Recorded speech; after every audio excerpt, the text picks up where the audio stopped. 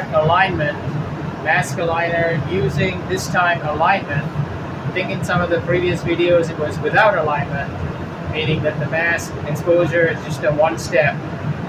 This time we'll do alignment. So the wafer has been coated with photoresist, primed and coated and baked. So we talked about this last time. We'll do this time we'll do hard contact. Doesn't really require it for what I'm trying to do, but hard contact, or you can do soft contact. So we'll just do hard contact, just for to be different. So we'll load the wafer, and this time we'll, instead of exposing, we do the alignment first. So load. It says pull slide. Load substrate onto the chuck. So I'll pull the slide. Make sure it's all straight. Load the substrate.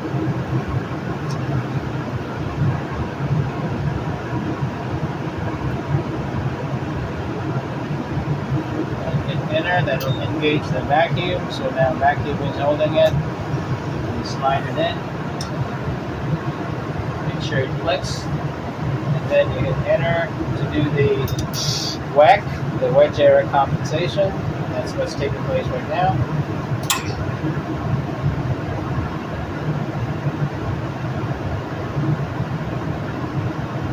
The lamp has been calibrated already. We don't want to load the wafer without calibrating the lamp, because if you calibrate the lamp now, it's going to expose the wafer. So it should have been done already, which we have.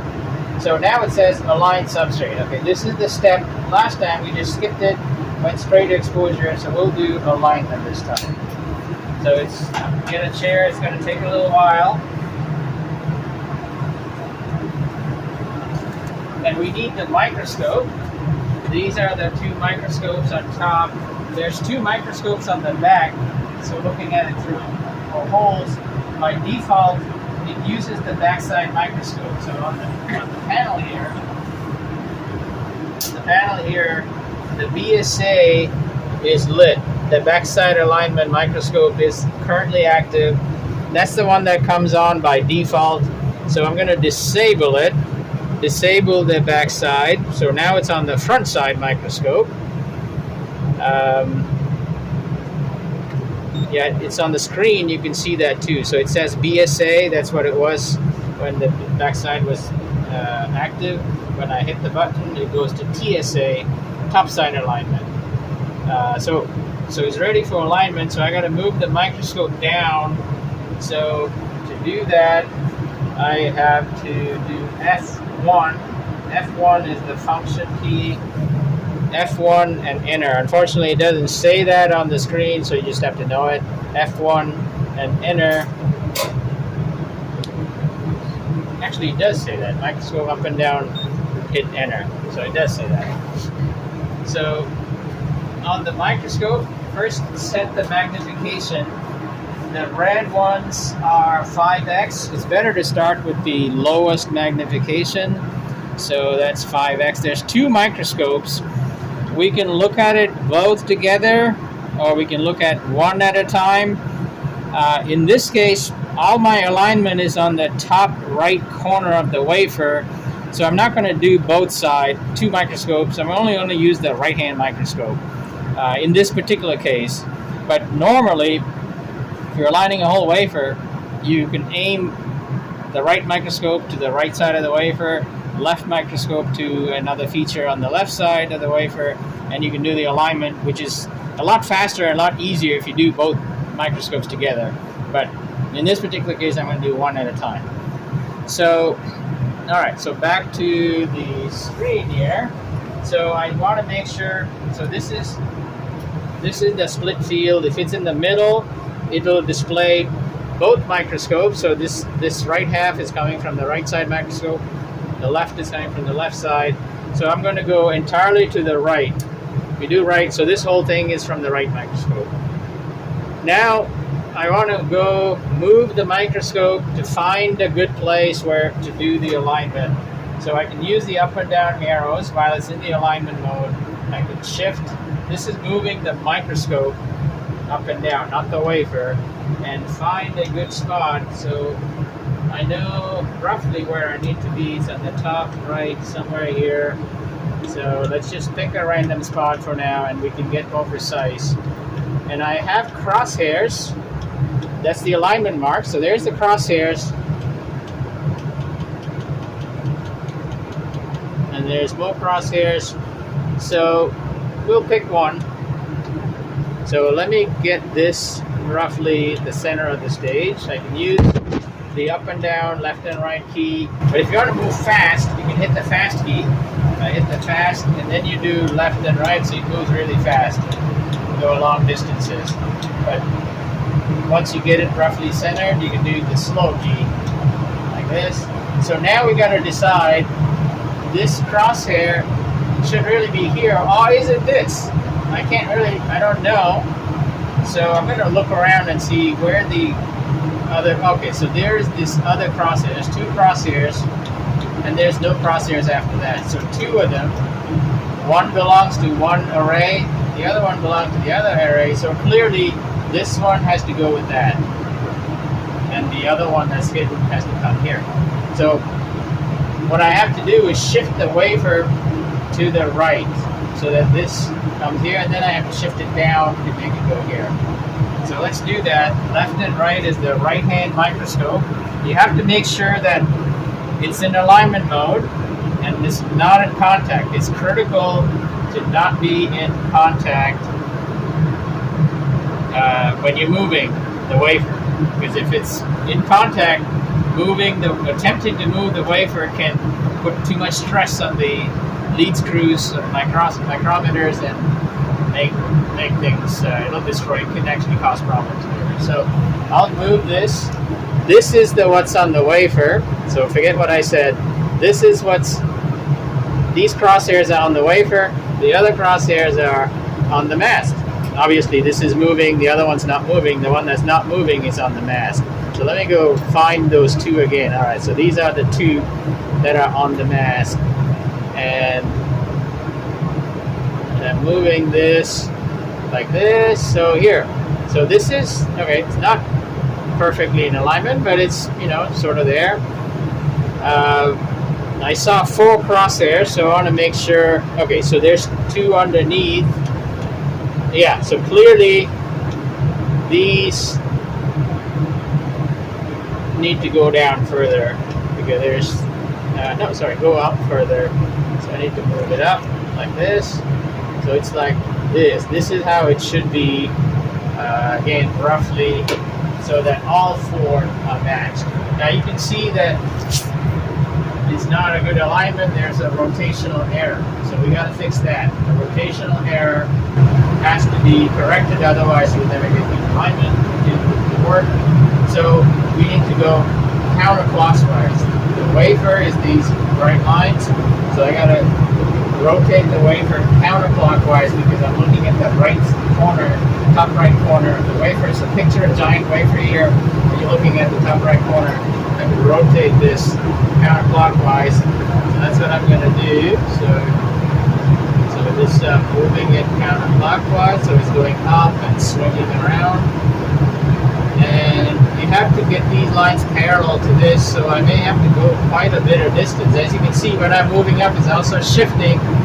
So I have to do rotation and translation at the same time to keep things in the screen.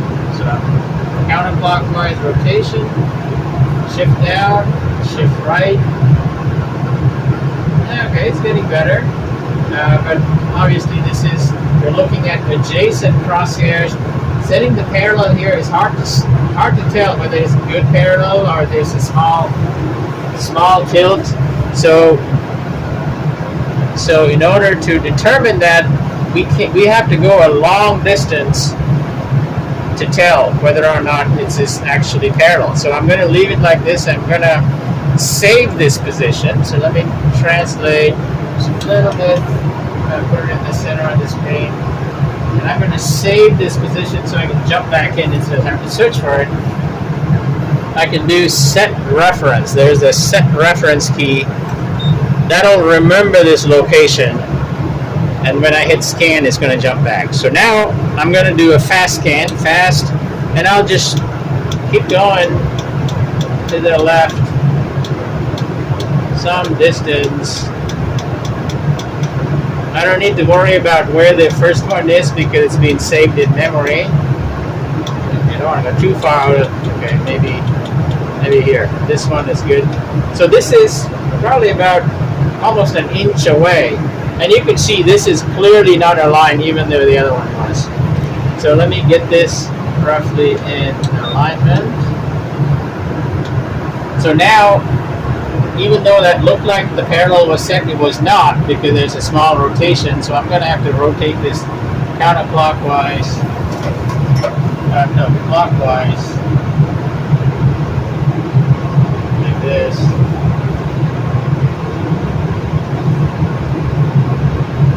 This side is aligned, but now I most likely messed up what I did before. So I have to jump back to that location, check that, and jump back here, do it a few times, and refine the alignment. So let me jump. That's done with the scan key.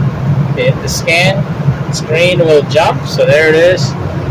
Takes a couple of seconds. There it is. So I did mess it up by a little bit.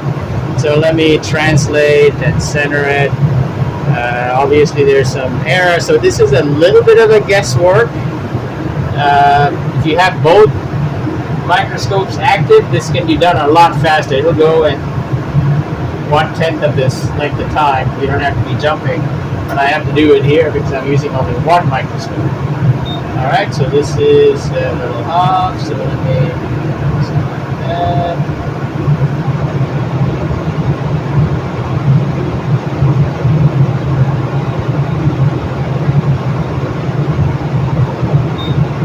Getting better. Tweak it until it's perfectly centered. So on the mask, this crosshair is designed to be smaller than what's on the wafer. So the wafer crosshair is a little bigger than this, so we can see all the edges and how well it's centered. So in the mask design, this needs to be considered when you're making the design. Okay, that's starting to look good. And you can focus. So if this is not in focus, you can do whether you're on the top side or the mask. So if you want to focus on the mask, you can do this. You can see the comes in and out of focus. So do the best you can. There are two focus depth. So right now, it's on the top focus. There are two predefined. You can set two numbers. So this key here is showing top. That means it's focusing on the top, whatever the top is. In this case, it's the mask. So it's focusing on the mask. So you use this to set the focus of the mask. Remember, the mask is the inside pattern of that. And if I hit bottom, it'll change the focus to another lower level. So I can adjust that with the lower key, bottom substrate. Remember, I'm only using the right side, not the left. So I can focus that and get the bottom in focus. So there are two different focuses. If there's a big gap, you'll have this. It will be important right now. The gap is fairly small. So they're both roughly the same. So I can toggle between top focus and bottom focus. Not much different in this case, so we'll not worry about it. Okay, scan. Check. A little off.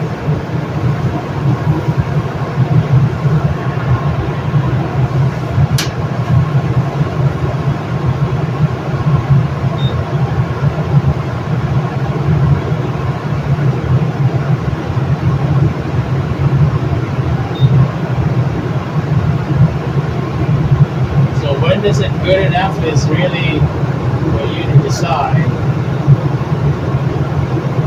Now this is a big pattern, so I'm not too worried about it. This is probably good enough.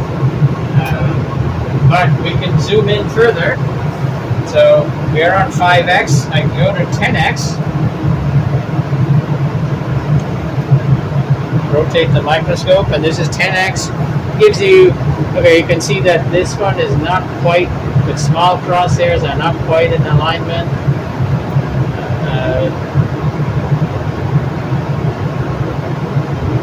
Yeah, it's kind of hard to see.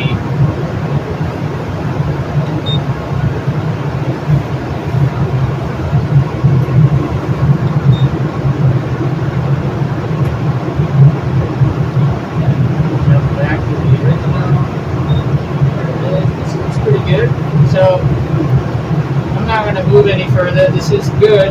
So now I'll go back to the lower resolution. Now what I want to do is go into contact mode, so once you go into contact mode you can't move anything. I'm going to go into contact mode and verify that nothing has moved while that transition is taking place. So that's done with this key called alignment check. Hit alignment check, it'll raise the wafer, go into contact, this light will come on, and we can watch it. We may not see it well, but I'm hitting alignment check. Okay, there it is. No contact light came on. So at this point, we should not be doing any alignment. This is just to a visual verification. Nothing has moved from what I can see. I can scan to my previous location. The scan still works. Take a look. That hasn't moved. I can now take it out of the scan mode and just kind of browse around to check other stuff. So here, these are the structures that we are really interested in. I've been looking at the crosshairs and not really my structures. In this case, this is a pad that was on the wafer. This was the pad that was on the wafer. This is on the mask. And I'm trying to create a bridge between those two. Yeah, I'm trying to create a bridge. And as long as this is overlapping those two pads, it's good enough for this purpose. It doesn't have to be precise. But we can just scan around, make sure there's no obvious errors. Yeah, I think they all look good. Okay, so there's some writings here. You can put this all on the mask. It's called heater trace etch. So I usually write down the name of the layer. This is the heater trace, and then I also write down what process is intended for, an etch process or a lift-off process. In this case, actually, I'm going to do a lift-off. It was originally designed for etch process, so I have to do image reversal to make the polarity come out right. So I'm modifying this on the fly, even though that's not what it was designed for. This was the original mask that was there. Contact, that's the first layer. So all these writings will get printed sequentially so we can keep track of what's happened. This is contact pads, image reversal, liftoff, which is what we did. And the next layer is the one that's coming here, the one that I just mentioned, heater trace, etch, even though we're not doing the etch, I'm doing image reversal and liftoff again for this trace. So so we are in very critical not to move anything. If it's something is misaligned, we have to get out of the alignment check, get out of the contact mode to do it. That's very critical. All right, so we're ready to do expose. The time 37 seconds, which is what we did last time. It worked out fine, so I'm going to leave it at that. And all we do at this point is hit expose. So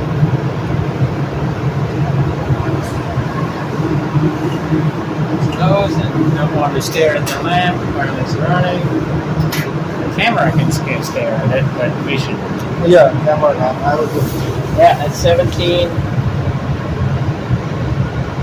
Yeah, that's good. So there's a clock that's running that says how many seconds. This is hard contact, so it took a few seconds longer to establish that contact. then the soft contact. So it goes into, it puts nitrogen behind the wafer to push it against the mask. Okay, it's done. Shutter is closed. And it's important at this point not to pull the wafer tray out, even though it's not saying anything. The contact light is off, but it's still in motion, still a transient. So don't move anything until it's done. Moves the microscope down, getting ready for the next exposure. So now it's done. Full slide, unload, expose substrate. So let's pull it out. And when you pull it out, you'll see this has rotated. See that? This is not where it was when we put it in. That's because we actually did the rotational correction. When we rotated the wafer, we actually rotating this whole tray. So that's fine. So that's why it's important to put it back. Put it back so that next time it won't start off from the wrong spot. All right, we'll pick up the wafer. And now we can do the further processing. And once the exposure is done, so you'll see that the tray was rotated, but also this flag is rotated. This is the indication that we did some rotation. So you don't want to leave it like this. So we need to rotate it back with our rotation, put it back to where it was, center it, put it to 0, which is here. And then we also want to put the translation back to where it was. Our standard numbers are written down here. Reset the stage, 10, 10, 0 degrees. So 10 millimeter, this is at 10. Even though we moved it, it's not showing that we moved much, so that's good. Let's take a look at this one. This is also not that far off, a little bit off. So put it back on 10. And now it's all zeroed, so we can go ahead and remove the wafer, remove the mask, and unload, and the same process as before. So I think that's